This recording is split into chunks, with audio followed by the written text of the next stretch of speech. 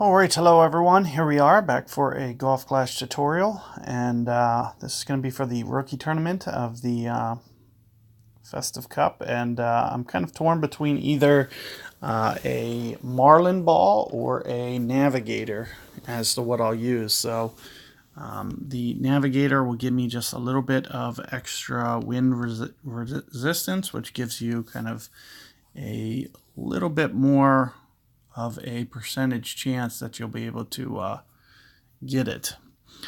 Now let's go in here and jump in and take a look at what we got.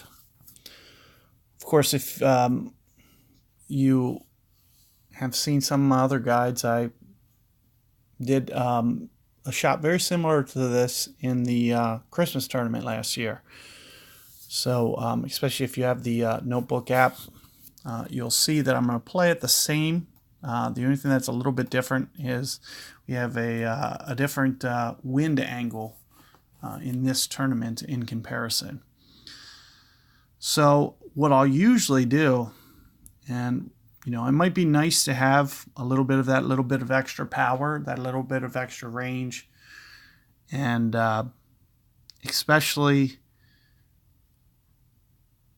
let's take a look at what this looks like with the Marlin.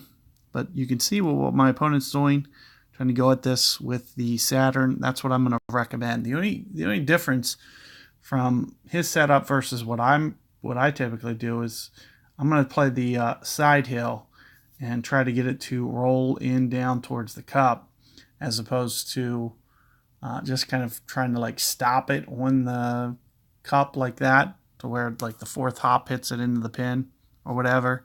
I recommend, if you can, to just kind of play the slope here. So let's take a look here. I'll usually just use the max ring number. So 1.3 is about where I'm going to go. And just kind of offset my guide just a little bit. Kind of get it right on the side of this hill, and it should shoot right down towards the hole. So you can see right where I am with the ball guide, just a little bit deep. And as I mentioned, somewhere in the neighborhood of 1.3 on my rings.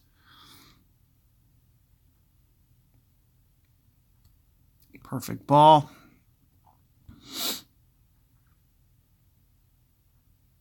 And it should just kind of, so I got to get it just a little bit higher up, just barely. But you can see that the way that you can kind of play that hill, it'll just kind of feed right down into that hole. I just had to get up just one more grid, like 1 yard was all I needed to be to the right there. So it was very, very close. I was hoping that the wind effect, but only at a 2 mile per hour is probably what caused that to not be enough wind for it to deflect down into the hole. But that's basically what you'll be looking for. Is you'll just be looking for enough wind for it to hopefully shoot down into the hole. And you should be able to have, about 70 backspin on a Saturn very, very early. And you can kind of just see where I'll try to rest it and just kind of play it and roll it down the hill. It gives you a very good chance to make it every time. So good luck with that hole, guys, and I'll see you guys for hole 2 coming up.